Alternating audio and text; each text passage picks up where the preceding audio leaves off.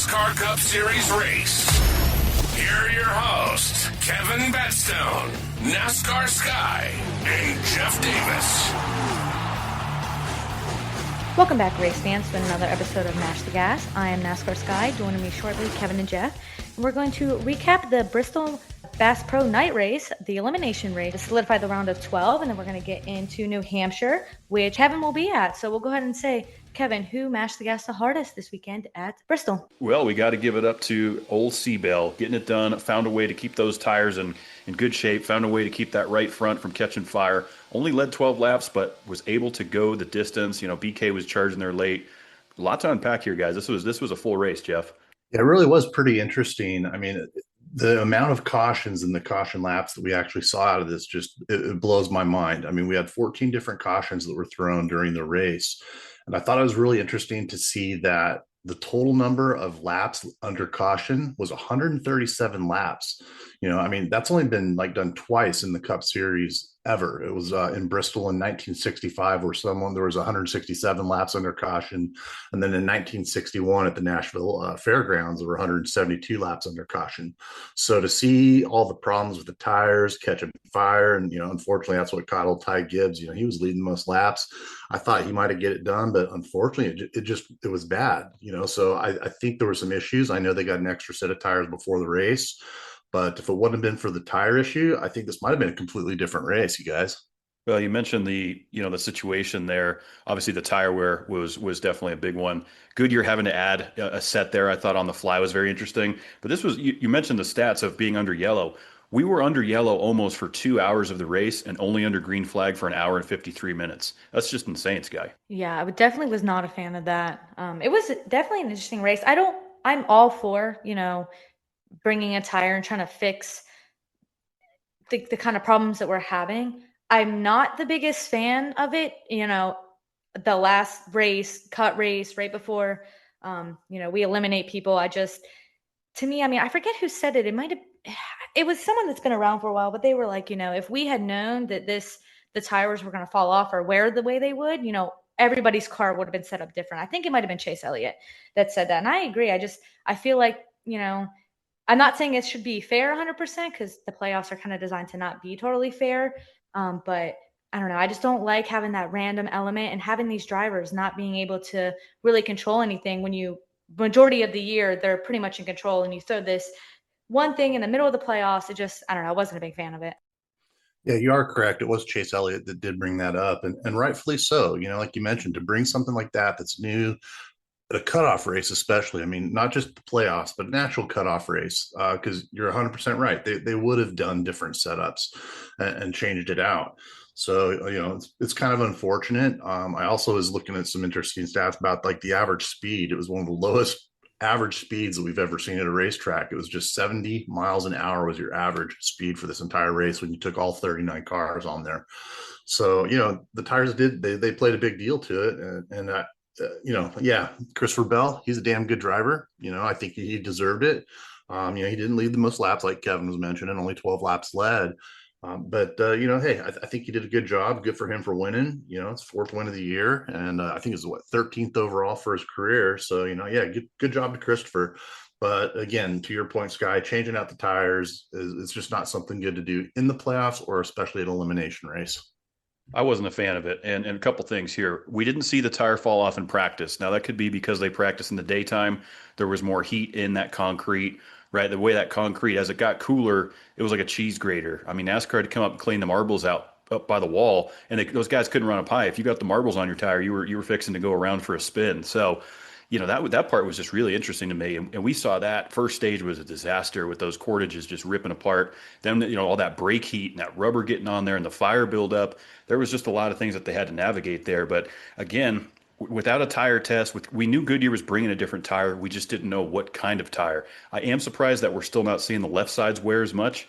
But they need to find a balance, I feel like, between that spring race in 2024 and what we saw last night. They're getting better, but I still think that this next gen car is just not set up to run, in these type of track conditions.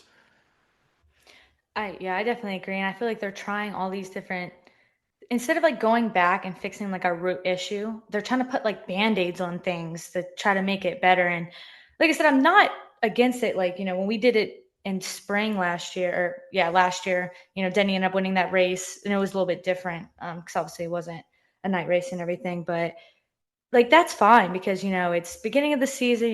We're trying things out, but I just wasn't a big fan. I was really, really, really not a fan of Cindric staying in his car as it was on fire with all that smoke going in there. Like, I understand, the playoffs force these issues. If he kind of called it quits there, that would have been it, and he wouldn't have made it to the round of 12, which he, did go out and do that. But I don't know. It just wasn't that good of an idea. I don't like the drivers having to risk themselves for these playoffs, and that's a little bit of a tangent. But I just wanted to say that I don't know how you guys feel, but I just wasn't a fan of him staying in the car through that. It really affected his voice too. You heard it when he was talking afterwards, and he was a little hoarse, and yeah, it is dangerous. That's, no one likes the smell of burnt rubber, but especially when you got that in the cockpit of your car and it's just all over. Yeah, that is definitely unhealthy. And I was kind of bummed for the guy, like you said, he's not there for, or, he did make it, but he's on the cut line right now. He's 1 point below the cut line. It's like I think all three of us pretty much predicted who we thought would be the first guys out in this elimination. And I think we were all probably correct on those. So I'm kind of curious now what y'all are thinking as far as who's going to be the next four to go out. I mean, I'm looking at some of the drivers here, and I've got some concerns. And Austin Cindric, he's one of them, and his teammate Joey Logano, he's been having a tough time. When I think of Penske, I thought they'd be doing much better right now. But I think it's all in the Joe Gibbs camp right now. I mean, Hendrick isn't really doing shit, but Joe Gibbs, and they've got it down. They've got the racing down, and we've been talking about the next gen car and the lack of passing. It was interesting that this race had 36 different lead changes, but then again, we can kind of go back to the tire and all the restarts and all the laps under caution is why we saw that many lead changes. Agreed. I mean, overall, I liked it. I thought it was a good Bristol race. There's a lot of topics here that we're still, throwing around here. But correct me if I'm wrong, Sky. You had SVG going through to the round of 12, did you not? And you had Reddick out. I did, which was almost right. Reddick almost didn't make it. Yeah, I'll He's tell at you. the bottom of the cut line. He's got three in the negative. It's close. It's really close to the cut line right now, you guys. Well, because NASCAR does what they always do, and they reset the points. It's like no matter how big of a point lead you build up, it shrinks right back down. Every time we reset these rounds. But I'll tell you, how about Josh Berry? Absolute disastrous round of 16. He finished last in all three races. Sky, you mentioned that Cindric had to stay in the car. He got the hell out. I mean, he was in rough shape. He went down to his knees when he got out. All that smoke inhalation just can't be good. But I think I heard Jared Allen saying it, that it's better to go out that way, lose three races, finish last of those three, than to miss the cut line by like 1 or 2 points. You'd rather just know you're out, just try to, race for wins at that point. Yeah, with the drivers we have in the cutoff line right now, like I said, it's really close. Like Kevin mentioned, it gets reset. And I'm kind of eyeing a few of these guys. I do think one of the Penske drivers will make it in there. And if I had to choose, I'd probably go with Joey Logano. But I think Austin Cindric's outperformed him a little bit in the last couple races. And, I do feel kind of bad for Josh Berry. He's a great guy, and, next week in New Hampshire, like you mentioned, Sky, Kevin's taking his squeeze to her first NASCAR race. So they'll have fun out there. That'll be awesome. But, Josh Berry finished third last year. So I'll bet he's kind of bummed out that it wasn't that track that was on the cutoff line instead of Bristol. Well, back to your original question there, we got to look at what the round of 12 is, right? You got to get through New Hampshire. Not an easy racetrack, flat track. If you have history at Phoenix, that will definitely carry over and help your ability to drive New Hampshire. Another track with a lot of brake heat. We saw that in St. Louis, that's kind of a similar track to the way New Hampshire runs. But my four out after Kansas, after the Roval, Sky's not going to like this, but I have Cindric, Logano, Chastain, and Chase Elliott going out. When I did my bracket, I actually went back through and averaged out everybody's finishes. And Logano actually made it through. So I didn't put him out, but I did have Briscoe going out this round, which now that I look at it, I feel like is so dumb. I don't know where that's coming from because that 19's super fast. I mean, he finished P2 last year at New Hampshire and he was in the 14. So, and I did peep to see that the 19 last year with Martin Truex got almost second or third most stage points. So I have a lot of good faith in Briscoe. I feel like he'll get far. I had Briscoe, Chastain, Wallace, and Cindric going out round 12. Okay, all right. Yeah, I'm a little bit with the both you guys there. I do have Austin Cindric going out. I think Joey Logano will probably be able to squeak it through. I don't see Ross Chastain making it through this next round. Chase Briscoe, I think he will. He's been running super hot right now. I don't think he'll have a problem.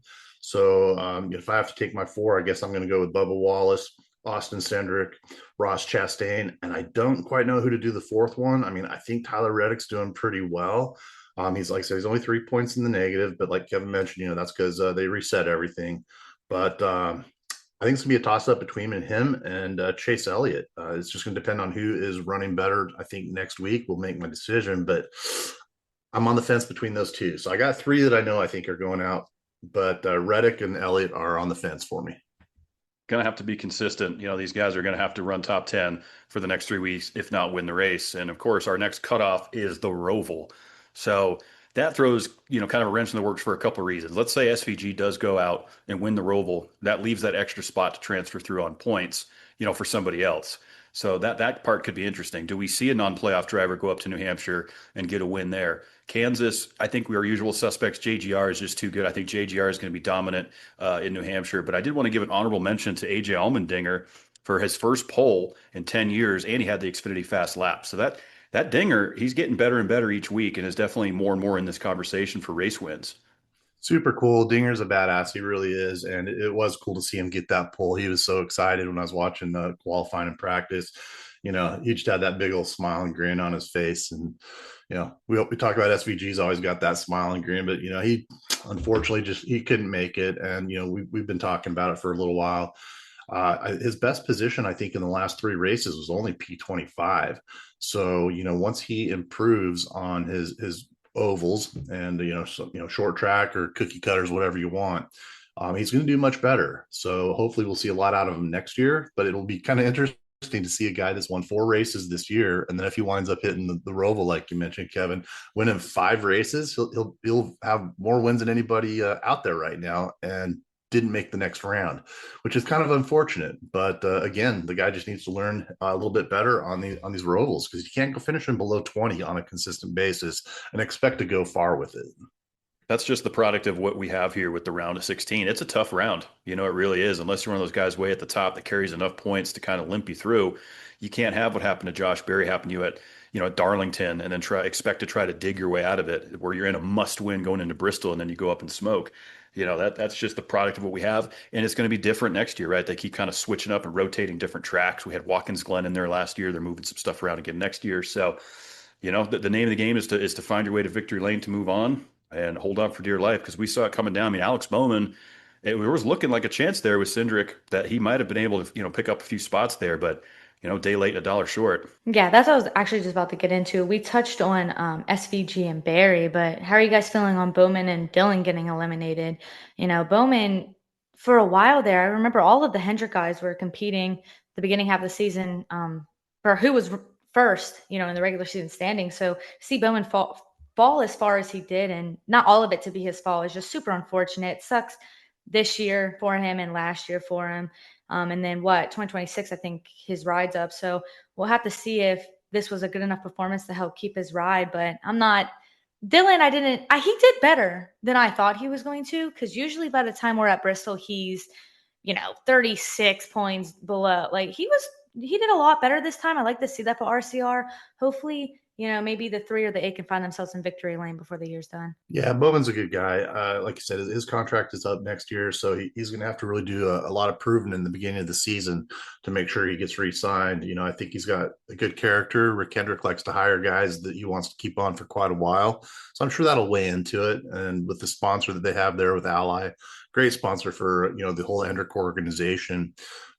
So it's not going to be a matter of having a sponsor. It's going to be a matter of, like you mentioned, Sky, Bowman just needs to pick it up. It was totally interesting how well they were doing at the beginning of the year. All 4 of the drivers, and getting all 4 of them into the playoffs was amazing. But it's all about the consistency and being able to follow through with it. And so on that note, I just want to ask you guys about, what about Chase Elliott and John Hunter Nemechek? When John Hunter Nemechek kind of got into Elliott, he kind of thought that Hamlin got into him a little bit. What did you see? It's, everybody was kind of checking up, typical Bristol, trying to get around the lappers, contact was definitely made. It was, hard to say because we saw a lot of bump and runs. It felt like old school Bristol because the guys were running the bottom, the top just wouldn't roll. So we'd see him driving deep, giving the old chrome horn and move him up the hill. And I think that one he misjudged it, went a little bit too hard. Denny said he didn't really feel like he was the pusher in that, like he got to Nemechek, but ended up killing that 9 car. So luckily made it on points, and that's what it took. So, Chase Elliott, that's why I think he'll probably make the next round, but he's just kind of iffy in my book right now as far as the next round. I don't know why. I think all of Hendrick's iffy right now. Hendrick is not where they once were, and I keep saying, you look at Kyle Larson, just has not been in this conversation. Like when does Kyle turn it around? He hasn't been the same guy since he ran the double.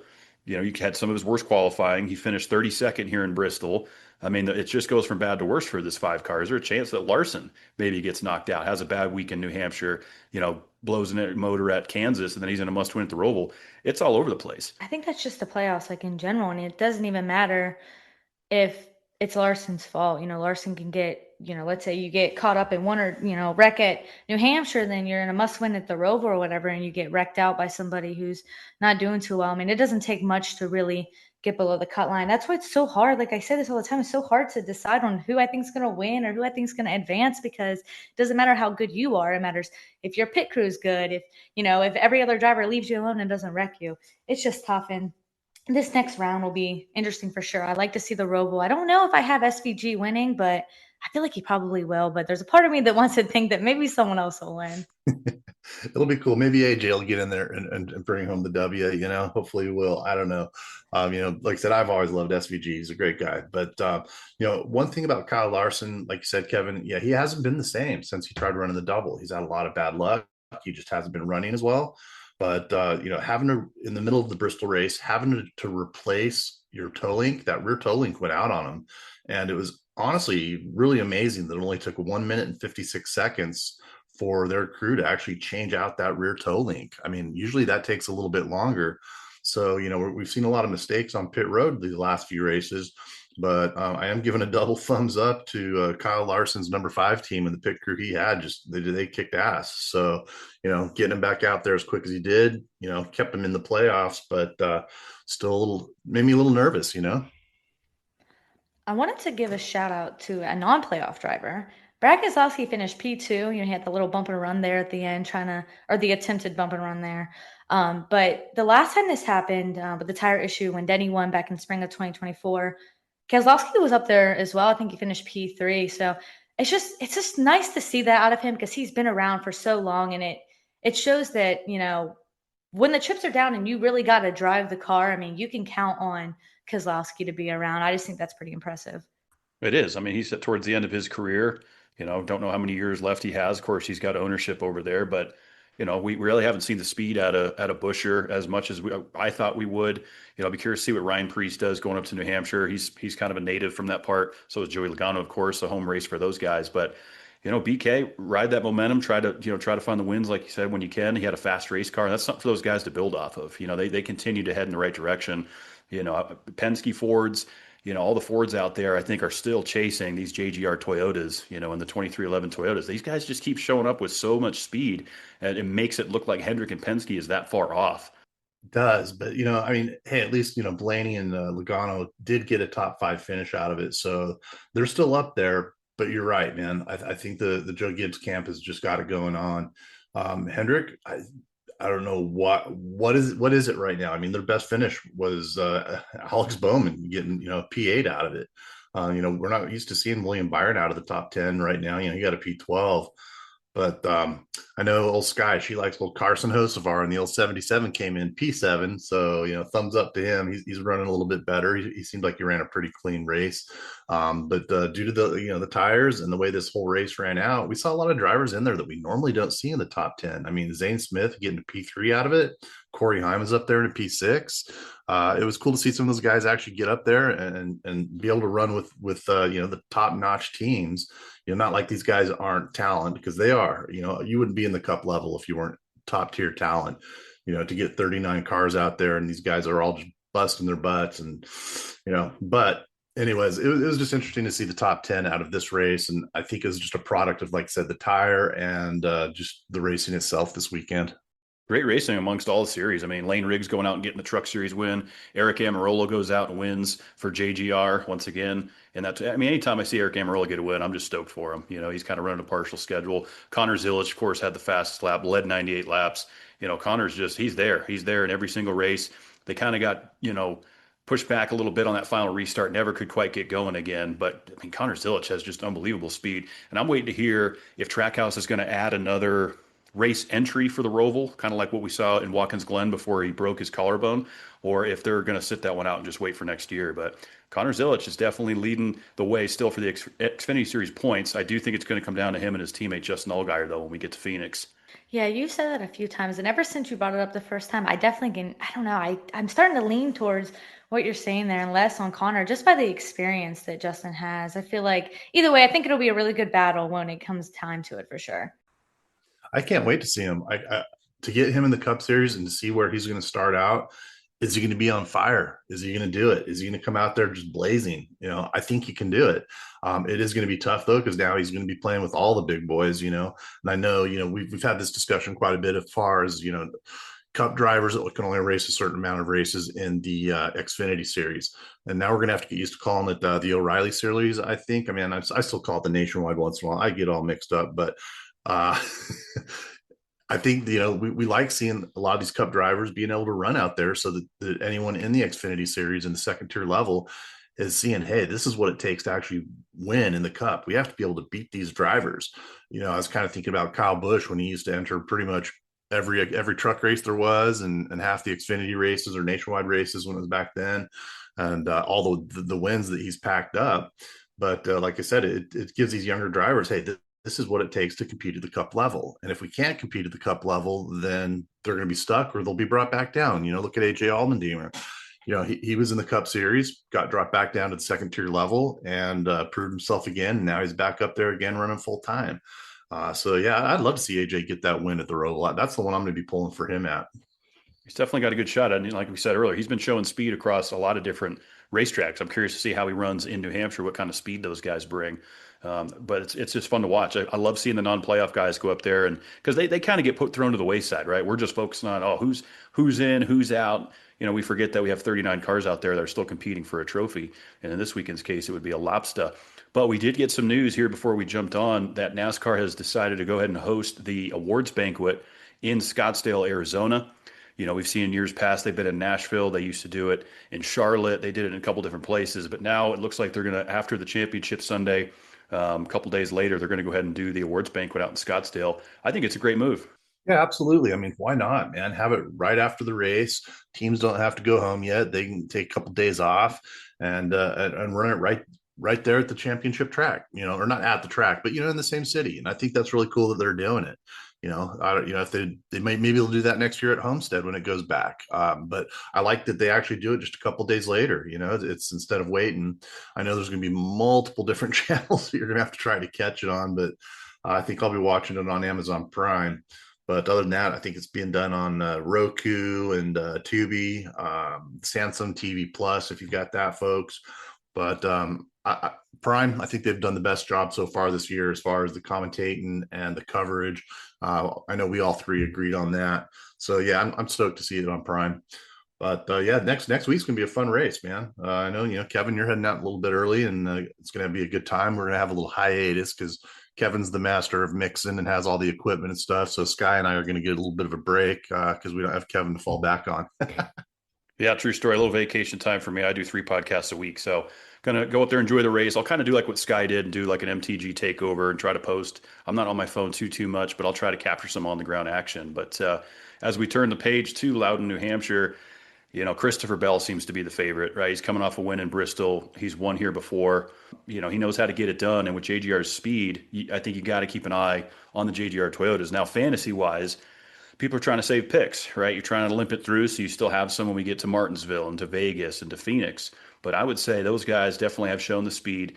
I'm just not sure what Penske's going to bring. I'm really leaning towards these Toyotas. I think 2311 and JGR are on my radar, and then we're just gonna have to see kind of where the rest of the field shakes out. Like I'm leery now about putting in Larson or Chase Elliott for that matter, just based off the inconsistencies. Yeah, Byron, I'm scared to put him in there too. I've used him and Larson a couple times, and I feel like I've wasted both of my uses on those guys. So I'm with you. I'm leaning a little bit more towards the Joe Gibbs right now.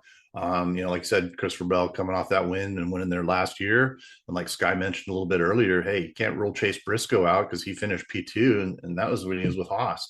So, and Martin Truex Jr., he had a top 10 finish. He came in P9. So to see that 19 car and, whether Josh Berry, I'm sorry, not Josh Berry, but if Chase Briscoe is in it or not, I think he's one to watch out for. So those are my two picks. I'm going to let y'all pick first, but if you guys take them both, I'll be bummed because it's either going to be Briscoe or Bell, in my opinion.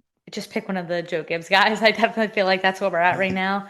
Maybe you could even do a Reddick or a Wallace just because, like we mentioned, Toyota has just been on fire, but especially the Joe Gibbs guys. And whatever, Seabell yelled at his team last week for, I guess it got worked out because, he finished first this time. I don't know. He's got the momentum. Seabell's been a little hit and miss these last few races. I don't know if I have him winning at New Hampshire, but I know I am definitely looking at that 19. I know I picked him last week, but when I just seen that the 19 last year, Martin Truex had like one of the most stage points, and then he finished, like I said, P2. I feel like he's a really strong contender. Yeah, I don't disagree with that. And I think, it carries over the driving style, the track style. Phoenix, St. Louis, they're flat, 1 mile, little over a mile at St. Louis. But again, I just don't know what Ryan Blaney and Joey Logano are going to show up with, what kind of speed. This is Logano's, home race. He's from Connecticut, so it's a home race for him. He likes to crank it up. He wants to win there badly, but he's got a lot of competition around him. So I think for the sleeper picks, maybe the Penske Fords could surprise the field, Jeff. Now, I can't remember, did he get a DNF last year or not? Because I know he finished in like the bottom 4 or something like that. Let's see here, finished P32 for Logano. So I don't know if something happened or if he got wrecked. I can't remember what happened on that race. But yeah, he'd be a good one to pick for a sleeper. I think Penske will do pretty damn well. But again, I'm kind of leaning towards the 19 car, even if Truex isn't in it and Briscoe is. I think Briscoe's carrying the torch very, very well for that 19 car. And Bass Pro, he's doing a damn good job. So I think I'm going to take the 19. It's a good pick. I'll let you go, Sky, because you're probably going to take mine. No, he took mine with the 19. I think I'll go ahead and say the 12 of Blaney. And the only reason I'm going with the 12 is because out of all 3 of the Penske guys, I feel like he's probably has the best shot. He's been the most consistent. I mean, although it's either finished top 5 or DNF, so I don't really know. But I'm gonna stick it. I'm gonna go with the 12. I'm not gonna go with the Toyota. 12's a good sleeper. I do like that. He didn't have a very good finish, but none of the Penske cars did last year at this track. But they had a pretty damn good finish this weekend at Bristol. So, I think the 12's a good pick. I would say so, and that would make my girlfriend very excited. She is a huge Ryan Blaney fan, and this is her first NASCAR race, so if she could see her driver win on her first race, that'd be awesome, because it took me 16 years to see Jeff Gordon win in person, even with him winning 93 races. So I'm going to go with Christopher Bell. I feel like he's got it. He's got the momentum right now. He knows how to get to Phoenix. He's done it several times. He always makes to Phoenix and then comes up a little bit short. His style of racetrack is here in New Hampshire. He did the duck boats down in Boston. He's got the New England energy. He's going to hoist the lobster this weekend in Victory Lane. The lobster, it's a great trophy, man. I love that's one of my favorite ones. It's like, the Martinsville clock is my absolute favorite trophy. I love the Les Paul that they give out in Las Vegas. That's a great trophy. But that lobster, that thing is so huge, man. When you see the winner pick that thing up and holding those claws, they're about the same size as their head. And the thing's like 3-4 feet long, it seems like. I mean, that's a lot of lobster to be eaten. So I guess that's a good team building event. Let's crack open this lobster, get it boiled up, eat it up. Yeah, I definitely, if I won, I wouldn't hold it. I'd be too scared. I had to have someone else do it for me. Yeah, it's a cool trophy for sure. And my understanding is after they take a picture with it, do all the things, then it's kind of processed. They get it all ready to go and they send it to the driver's house. So, because you can't put a New Hampshire lobster in your trophy case. I think it does come with something tangible too that they can hold up, Jeff. It's got like a little, a shape of the track that says New Hampshire Motor Speedway on it. Yeah. But the real trophy is the lobster. It is, and I don't think that you make a pot big enough that you can boil that damn thing in, man. That thing's huge. So yeah, you're right, man. They have to part it out like they do, like you're buying a whole cow or something and splitting it with your friends. But definitely a good one. It's a fun one for sure. Old Larry the Lobster. It's a good time, man. It's a great time of year to be up there. I'm excited to get back home. It's been many, many years, and it's a great time for racing. The foliage is in peak up there. Perfect race conditions. The weather looks absolutely phenomenal, 72 degrees. And yeah, just a nice New England race. Go wicked fast, as we say up where I'm from. So I'm looking forward to it. The Wheel and Modified Series is there on Saturday. I'm pretty sure Ryan Newman's running that. Truck Series, Xfinity's off this week, and then of course we have the first race of the round of 12 in New Hampshire.